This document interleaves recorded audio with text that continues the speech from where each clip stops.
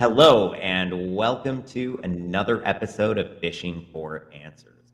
Today, we've got a very special guest, Eric Harris, the CISO of Charlie Norwood VA Medical Center. That's a little bit of a mouthful. Hey, Eric, maybe you could introduce yourself. Tell us a little bit about yourself currently and how you got into cybersecurity in the first place. Okay, good. Well, first of all, good morning again, and thanks for having me. Um, Again, my name is Eric Harris, Jr. I am the current Chief Information Security Officer here at Charlie Norwood VA Medical Center. Yes, that is a mouthful. Um, how did I get into cybersecurity? Well, I have a background in computer science. My bachelor's in computer science from South Carolina State University back in 2000. Cybersecurity has been around for a while, but it wasn't something that was talked about in the late 90s and early 2000s um, as a career or education concentration area, anything like that. So anybody who was generally in the STEM classes, uh, they were computer scientists like myself with an emphasis on probably program writing and things like that. So once I graduated, I went to the military as an officer. Did part of my time as a logistics officer, but I always worked computers and anything IT based, whatever unit I was involved in.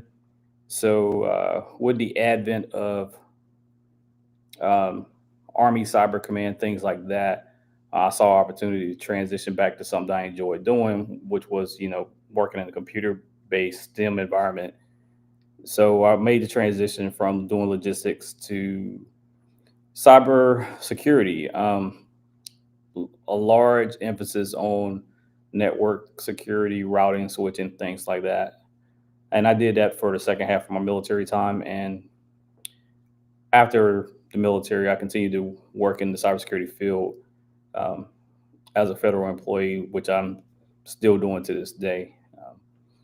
And again, as a leader, I transitioned out of the technical arena of cyber to more of the leadership, strategic, visionary type roles, setting the cybersecurity posture and strategies for organizations. So, which brings me here. All right, that's a great intro. Thank you. So, what do you feel as a leader is, uh, let me rephrase this. As a cybersecurity leader, how do you feel that the social element is impacted or even part of your day to day routine? The social element is probably the biggest area of consideration that I would have in dealing with cybersecurity because it's easy to get caught up in cybersecurity when you hear the term. You start thinking about maybe something you've seen in movies if you're not familiar with it. You think about all the sci-fi techie type stuff Yep. when in actuality the the first line of defense is the human aspect. And whether you have a bunch of technical experts or just everyday people, everybody's involved in social media or social engagement regardless of what your role is. I'm the CISO at a medical treatment facility.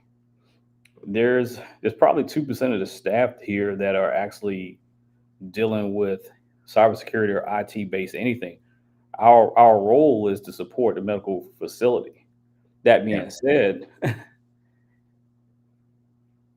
everyone, regardless of what you do, probably has a Facebook account, LinkedIn, Instagram. I mean, I have a little bit of everything just as a way to, when my kids were young, as a way to monitor their online activity. So when Makes you sense. have that proliferation of social media usage, you, you're just creating a larger attack surface Yeah. for threat actors.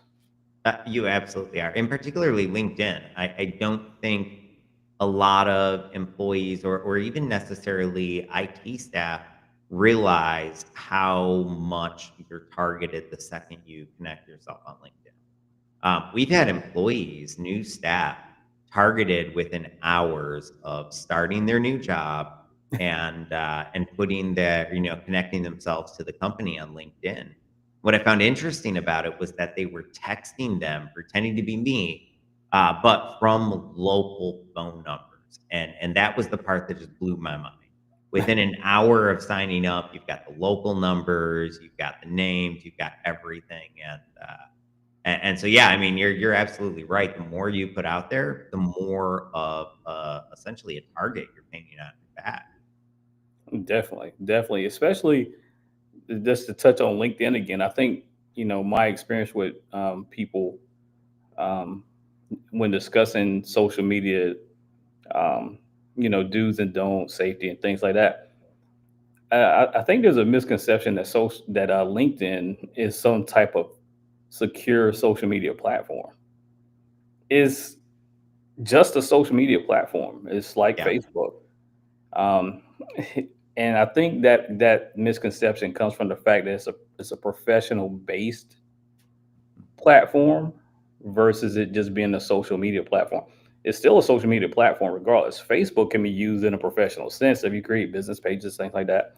Instagram, Yeah. any one of those platforms can be that. So, but I think it gets lost in somewhere in the mix that LinkedIn is inherently more secure than Facebook. If it's on the internet, it can be breached. Well, and I think the other part that most people or the average person maybe doesn't get is that just because I can trust Facebook doesn't mean I can trust every link that I see on Facebook. Just because Right. I can trust LinkedIn doesn't mean I can trust those links that I see on LinkedIn. And I think that's one of the places where it's almost this.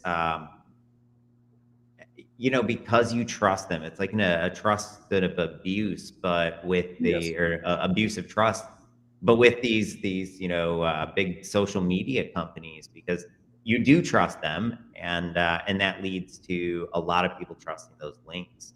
But I mean, I saw that a lot in my career. I came from ethical hacking background, ran a lot of red teams, and that was one of the things that we saw was that if we could convince one person we were who we were and get them to introduce us to other people, that they would trust us. And so I think that's just one of those social engineering tactics Yeah. that is forever going to be used against us. Yeah. Definitely. So, if you're building a security awareness program from the ground up, let's say there's been nothing before this, or maybe just annual training, uh, what do you want to build? What are some of the things that you would look for and make sure that you put into a new program? Okay. So before I built anything, I would do a little research. I would see where. I mean, I would go back through um, past incidents, any historical information I could pull up to figure out where are we statistically in terms of incidents, what types of incidents are being reported. That way, I could narrow down probably one or two root causes versus just going full speed ahead into building a program that I may not be concentrating all my efforts in the right place. So you're going Or more with the sniper approach than the shotgun approach. well, it's a little bit of both. But I think I want to know what I want to hit first, and then when I decide I want to attack it, it probably won't be a sniper. It will probably be like an atomic bomb getting dropped. Because if it's a situation where you have um, a lot of violations that are generally stemming from people not reading or paying attention to the acceptable use policies that they sign when they on board at any particular job. Wait, you're supposed to read that document? Yeah, yeah, that's what I was told. Say you're supposed to read it, but I thought you just had to sign it at the beginning of employment and well, whenever it needed to be updated. you know, Sorry, I was confused there. if you get bored or you need a nap, yeah, go ahead and read it. But no, you're supposed to read it. And it doesn't make for good reading, I know, but there's a lot of important stuff that's in that document. And if you read it a lot of times you'll catch that stuff. I mean, you'll Like, know. don't let your kids do their homework or play on the computer, for example. Right. But a lot of those incidents, a lot of those issues that you might find doing historical analysis of where my incidents, the large percentage of my incidents come from, a lot of it probably can be rooted to some violation of an acceptable use policy. So from there, then I would drop the atomic bomb on that particular area when it comes to building my training, my security awareness and training program. So when you say atomic bomb, what does this look like? Okay. Well, if I have 80 something percent of people violating this one or two things, that's clearly highlighting the acceptable use policy. And I refer back to one of my previous roles at another medical treatment facility. We conducted training, um, auditorium type training once a month, where I would go up on the stage and I would have the big screen behind me and the slides and all this stuff, and I would talk to the general population, people who already work there, regardless of when they came or whatnot, because you have to catch that group first, and I'll get to the other parts of it later. But then you pull up the stats over the past 30 days, because this is also reportable in other avenues for me to the higher cybersecurity level leadership. So I'm tracking this stuff anyway. So now I'm going to show it to you, the general population. You don't do this stuff. These are the things that these are the violations that we've captured in this particular area over the past 30 days.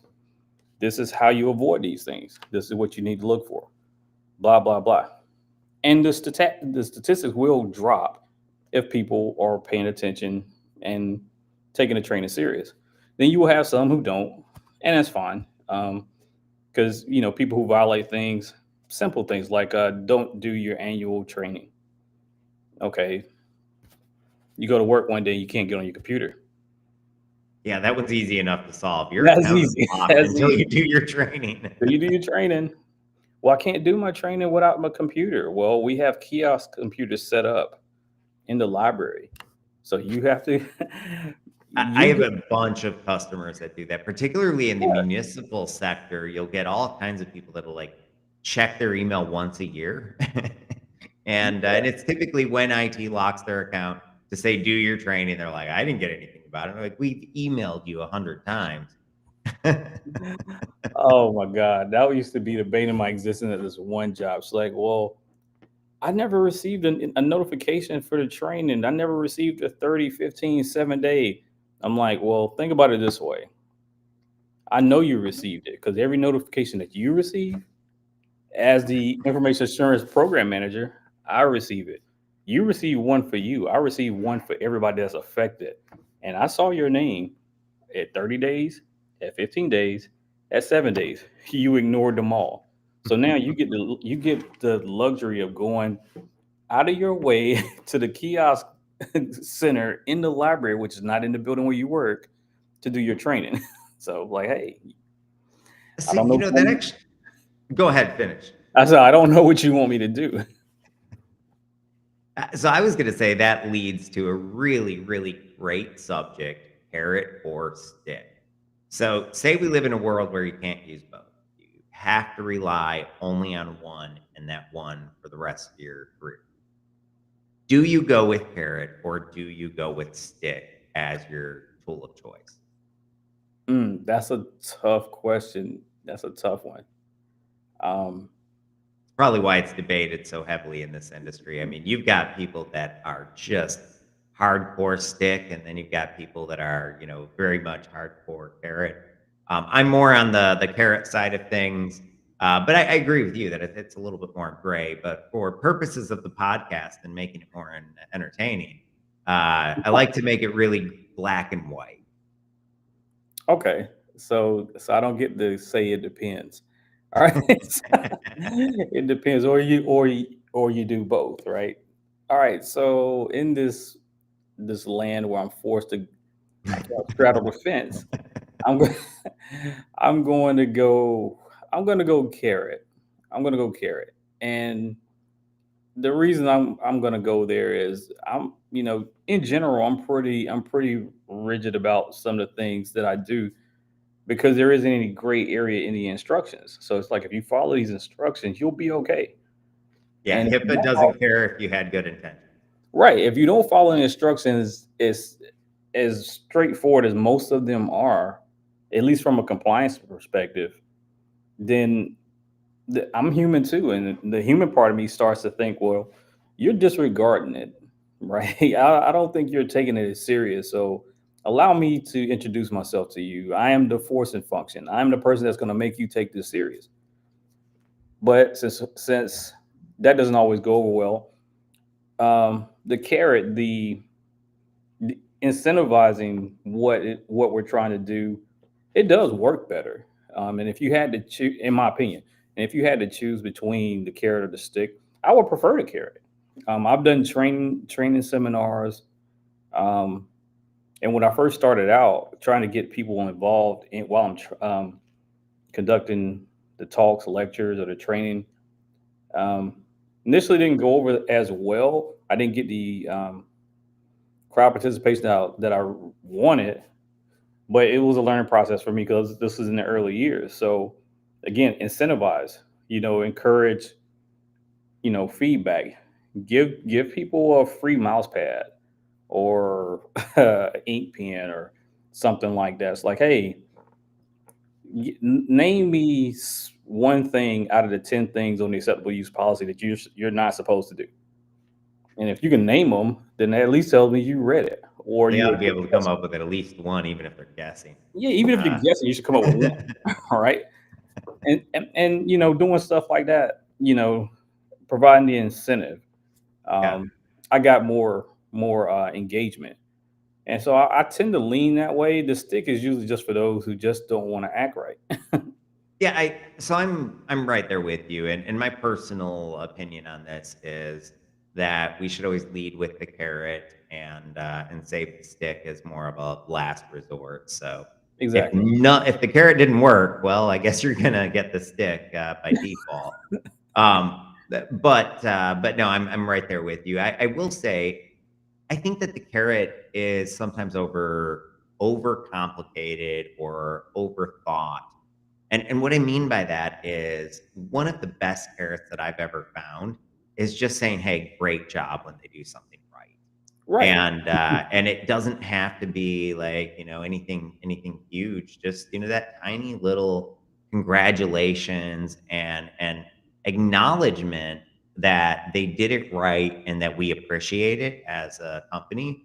To me, or as an organization, I think that's a critical part of most security awareness programs that's too often missing. Um, I don't know. What do you think? No, it's a good point that you touched on because you know briefing the statistics and the metrics up to higher level leaders, um, especially in the early years. Um, this is when those higher level leaders, the CIOs or whoever, would do basically what you're saying. It doesn't have to be anything tangible as a thank you or an incentive or anything like that. So if you have a department that has zero reportable incidents or violations, I should say, over the course of fiscal year 24 third quarter, right? Then that CIO a lot of times will give that pat on the back or add a boy or add a girl to the department leadership that we're talking about because in their mind that leader is leading by example and they're making security an integral part of their day-to-day operations, i.e., I mean, as a result, they don't have any reportable incidents. So you Yeah. get that hey, good job. And a lot of times that is enough. Well, the other part of what you just said that's critical is that top-down leadership. Yes. When the C-suite takes it seriously, and then the people beneath them take it seriously, it just has the waterfall effect where everyone beneath just sort of falls in order. But when you see these organizations where the C-suite does not take it seriously. You also see an entire organization where the people don't either. And I think that lead by example and top down approach to security awareness is critical. Oh, Because I mean, as much as I wish they would listen to the CISO, as well as they listen to the CEO, the reality is if it comes from the CEO, it has more impact. absolutely, absolutely. So another thing we sort of touched on there without going into any detail was KPIs.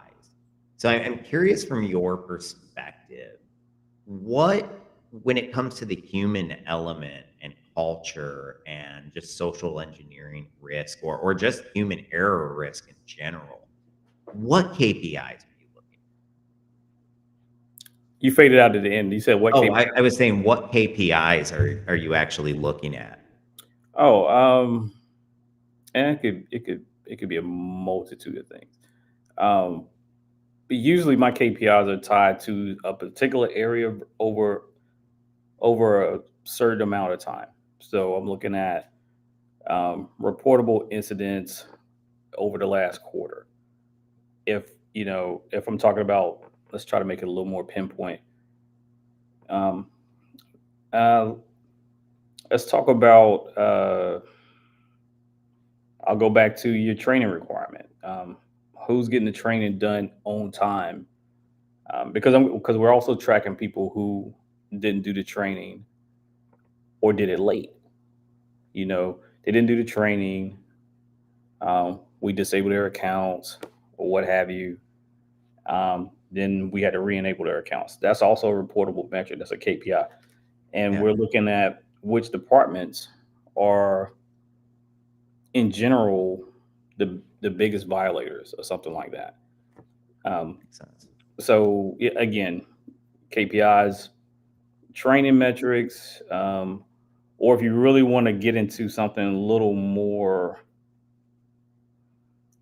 concrete, I would say like is not annual training. I would say whenever we do any of our contingency resiliency plan testing, stuff like that. But the only thing about those is you don't do them that often. So you might do that once a quarter. I mean, once a year, twice a year. That's usually about as far as it's going to go because they're resource intensive and they take Yeah, people out of their day to day operations. And if you're in a hospital, you don't want to take people out of their day to day operations for an extended period of time because you're affecting the business, and the business in the hospital is saving lives. So you don't want to keep people tied up doing training scenarios or simulations just for the sake of you know capturing data from KPIs and stuff like that. yeah, makes sense. Um, what about phishing? Do you run phishing simulations? Do you track any KPIs around that? We don't hear the KPIs are generally reported back to us because a third party does it. Okay. So we can give them the at least in this environment we can give them you know the scope of what we want to accomplish with the test, but they'll generally do that and report it back to us.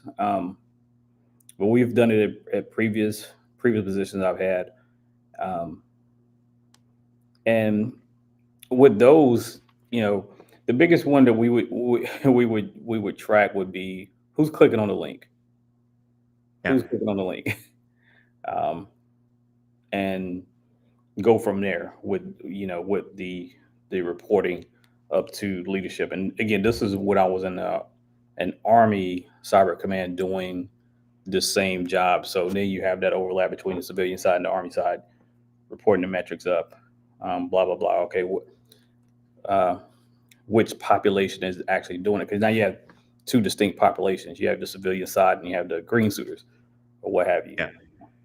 So The only other one I'd add there is reporting, because I like to see that's actually my favorite metric around phishing is when I run a simulation, how many of those simulations were reported back to me or what percentage of them. Yeah, kind I of like over that that. because I really feel that it gives you a good indication of your culture. If no one's reporting it, you got a weak culture. If everyone's reporting it, you've got a strong culture. Yeah, I kind Um, of skipped all over that, but yeah, we recently had one here, and my phone was blowing up.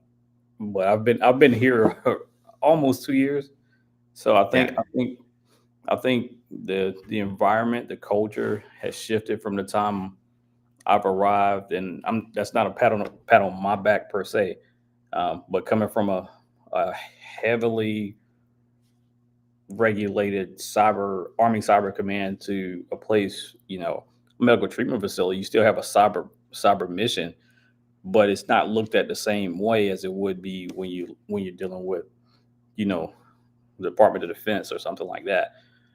yeah. But to your point, my phone was blowing up with the simulation, with the phishing scenario that we had. Uh, it's probably about 9 months ago, I think. It's like, hey, we got this. Now That's a good we thing. well, now we did discover another issue with that, and it was like, okay, it's great that you called me, but we also have the reporting process posted. So a lot of Yeah, people, so we found another area that we need to tackle. Like got to people train know them on to how to use the process. they know to contact us, but we got to teach them how, because there are like 4 or 5 people between the road and me, but they were coming straight to me, and it was like, okay, I'm in the leadership channel, so it's like I can't necessarily Yeah, and talk that's to going to be them way all. too many emails for you to field all of them yourself anyway. There Yeah. needs to be structure around that, or things get missed. So I agree. I think that's always one of the challenges, though, is the first struggle is getting them to realize they have to report. The second Yes. struggle is getting them to realize how they have to report, and those are two very independent struggles there for sure. No, they are. What's your take on phishing? I mean, what do you think? And when I say phishing, I'm not talking in terms of a risk assessment. I'm talking more in terms of general awareness and pushing that culture change. Uh, Phishing. I mean, A, should we be doing it? And B, if we are doing it, how should we be doing it? Um, A is easy. Yes, we should be doing it. I think we should be doing it. Do, Um, do you mind but if I ask why before we jump into the other part? uh, Just yeah, it's more your opinion of why we run phishing simulations. I find everyone has a different unique take on it. I think when I think about the various attack methods that cyber criminals would use, I think phishing is is one of the ones that requires the least amount of effort on their part, and they stand to get a huge return on investment if they're successful, because it really doesn't take a lot to launch a phishing campaign. It doesn't. No, really doesn't. It takes next to nothing. And now with um, I just recently spoke on AI's impact on the whole security landscape. These AI's cyber criminals are using AI. At an alarming rate. So all of their capabilities have been exponentially increased. So if they can Mhm. launch a phishing campaign with the usage of AI, then that means we have to be more adamant about, security awareness and training against that. So the first part is like, should we do it? Yes. Why? That's why we should. And it's something that we can't. It's getting to the point where you can't just schedule this training for once a month. It has to be integrated into almost every aspect of the business functions. Oh, Period. I agree. It needs to be continuous because the threat is continuous. The threat hits us endlessly. And for the average non-technical user, in my experience, they want to do good. They Yeah. want to be secure. They want to do the right thing, but maybe they don't always know how. And so the more we can equip them and keep security at the forefront of their mind, the more effective it is. And I agree. One of the things I've said a bunch of times is integrate everywhere.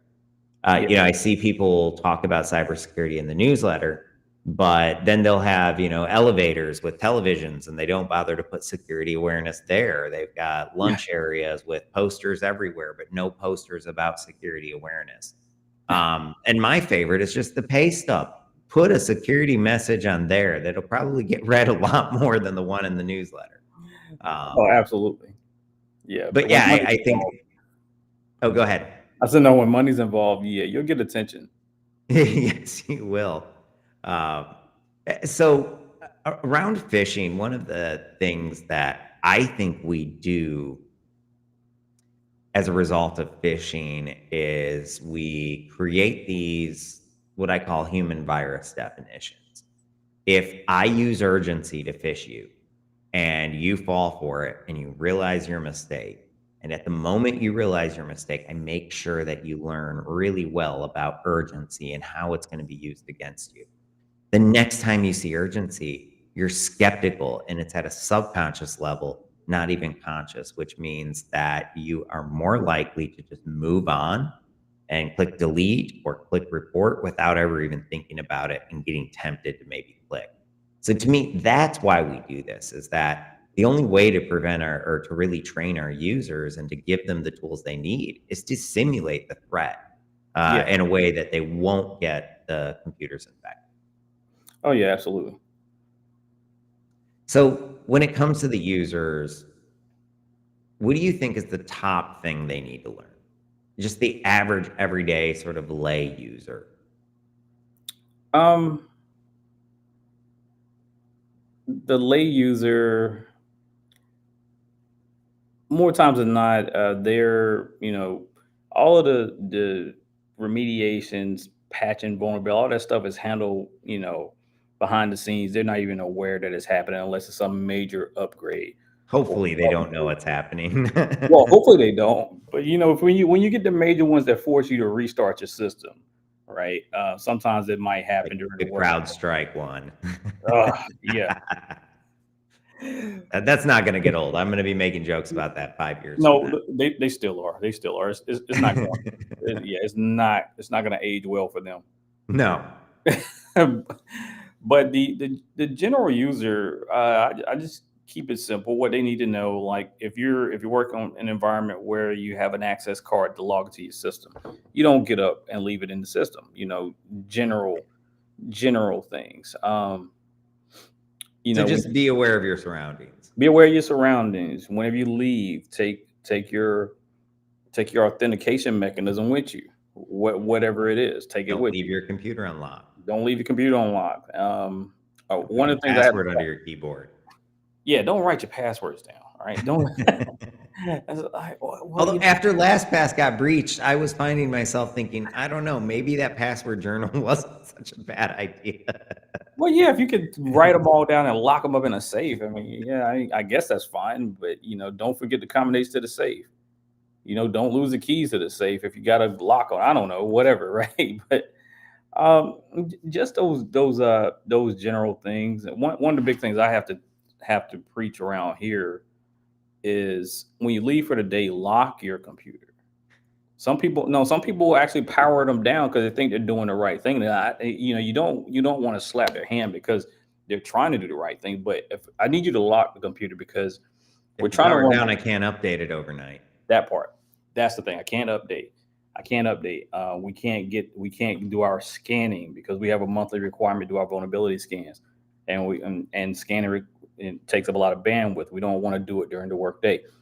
This is a hospital, so I get it. We got 24-hour operations going on, but most people don't work at night. So we'll assume the risk of sucking up bandwidth at night with understanding that you're probably going to be at like 10% manning in the later shifts of the day. So scanning is not going to affect their operations or their ability to do work.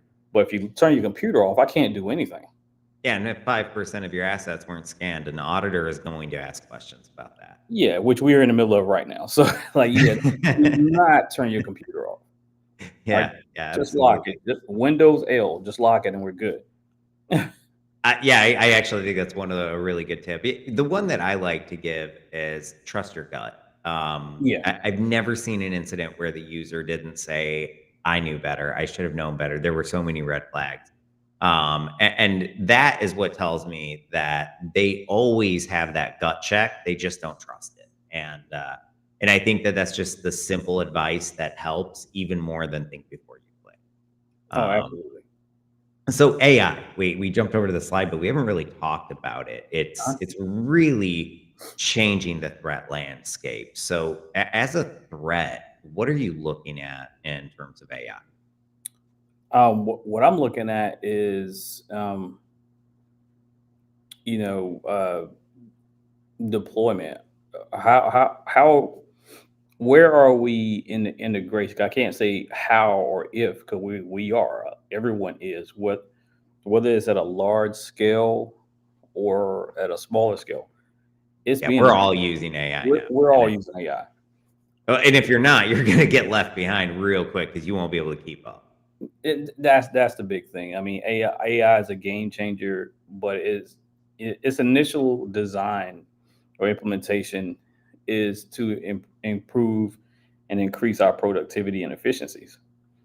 So yes, we want to use it, um, but my consideration is how are we using it? Are we using it at a grand scale?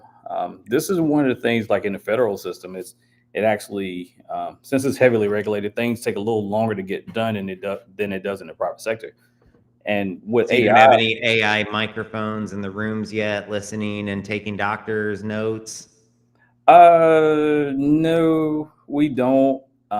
There are definitely talks about certain things being done, but because this is one of the benefits of the federal process is it has several steps it has to go through, and it may slow certain things down, but this is something I would prefer to move a little slower, um, Yeah. because there's a lack of expertise, lack of available training when it comes to AI implementation and things like that. Simple things Yeah. like probably AI chatbots. Okay, it's not really that big of a deal, but when you start having to implementing AI solutions that are in essence doing replacing humans to do certain types of work so that it frees us up to do other things that AI Yeah. can't do yet. That's when I would be a little more concerned. So that was actually one I spoke with the CISO of, or maybe CIO, I think CIO of Alberta Health Services, which is the largest hospital network or hospital system up in Canada. And that was one of the things that they were talking about was how they have it's just a few rooms right now. It's not, they're enterprise wide, but they're running a pilot where they have a few different doctors' rooms where they've got these AI microphones. They listen, they automatically take notes, they upload them to Epic into the patient's record, and they're saving like 5 minutes, well, 3 to 5 minutes per patient Right. per doctor. And when you multiply that, by thousands of doctors and hundreds of thousands of patients, that number gets very large. Yes. So I think the opportunity around AI is really exciting, and I think that I hope anyway that while yes the bad guys are a little bit ahead of us in terms of utilizing I really do think that that is the one thing that's going to be the best saving grace of all this is that AI is going to help us detect better. It's going to help us make sense and dig through all of the noise to find what we actually need to see. So I'm really optimistic about it, from a practical point, and then the non-practical sort of entertainment perspective. I think it's really intriguing what's happening around AI generated video and things like that right Yeah. now too. Yeah. No, I'm excited, but cautious at the same time, because again, the productivity that we stand to gain from um, AI utilization is will be amazing. But in the same breath, if we're using it, they're using it. Yeah. Um, deep fakes are being, that term's thrown around a lot now. It's But becoming it's more and easy more to create them. I mean, it's very. and did you see there's a new open source tool that is better than any of the paid deep fake tools, and it's completely free, completely open source. Takes minimal computing resources to be able to run this. Yes. It's scary, and then you can hook that same tool now into a live stream, and so you can create sort of like a virtual camera with it, and then join Hangouts or Zoom or whatever. Uh, so it's scary. I know we all heard about the incident in Hong Kong with deep fakes.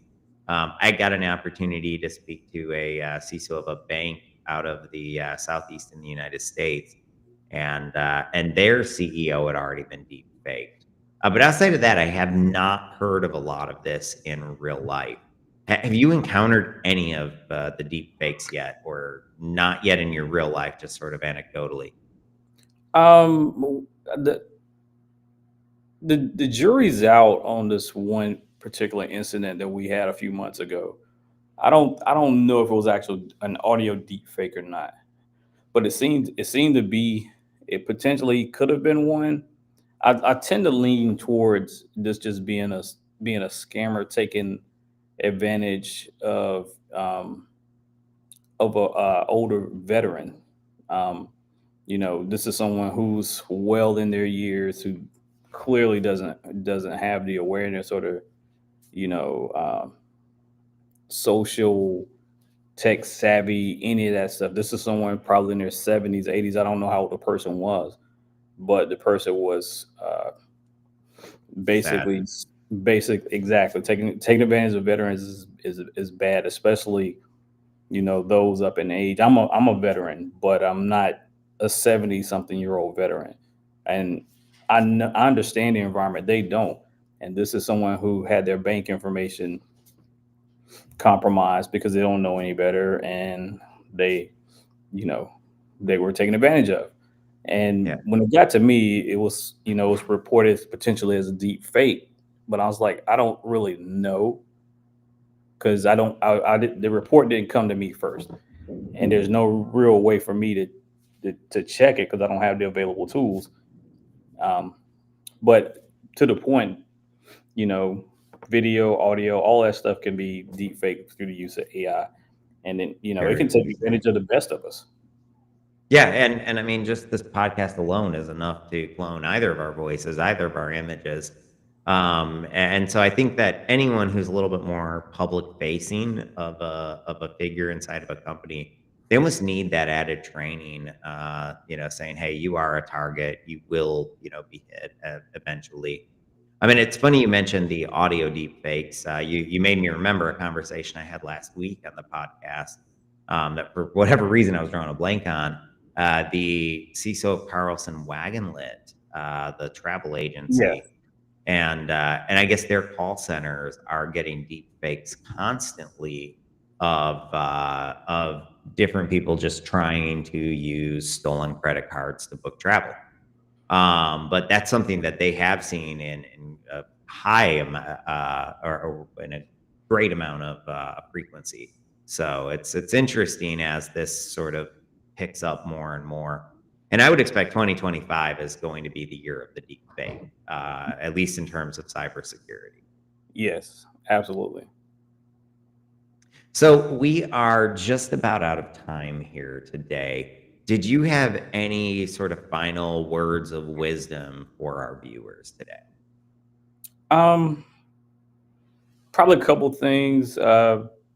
If you're out listening and you find yourself in a leadership position, you're in a leadership position. Um, my advice to you is, we spoke earlier about the carrot and the stick. Um, I would lean more towards the carrot, uh, simply because the positive reinforcement is, to me, just seems to work better. You pull out the stick when it's necessary, um, and you don't want to create an environment where people are fearful of making a mistake. You want to educate them and hope they don't make a mistake. But if all they know is reprimand, reprimand, reprimand, then they're not incentivized to really do their best or to take ownership of their small piece of the security puzzle, because everyone has a piece of it. It's just because of my job, my piece is bigger than the average person. It's supposed Yeah. to be. But I also have a piece of the medical operations in this environment. It's a small piece because I'm not a clinician or anything like that. But my job allows them to effectively do their job. So everybody has a piece of everybody's job. Yep. So and with that, you don't want to just beat them with the stick, incentivize it. General users, uh, please read your acceptable use policies. And I say that for two reasons. One, it keeps you out of hot water at work. But two, I get a lot of questions from people who are asking me about things on their home computers. I said, if you follow your acceptable use policy that you get at work, if you follow that at home, you'll still be able to do pretty much everything that you want to do on your home computer. Minus Yeah, certain, you'll just be more secure. yeah, you'll be a little more secure. I mean, there's a few things you might do at home that you wouldn't do at work, but like shopping, certain websites, they're still legit, but maybe this firewall doesn't allow that traffic to go through. But it's not a bad site. You bought stuff from there before. But if you follow those practices from work at home and teach them to your kids, especially when it comes to social media usage, that's big.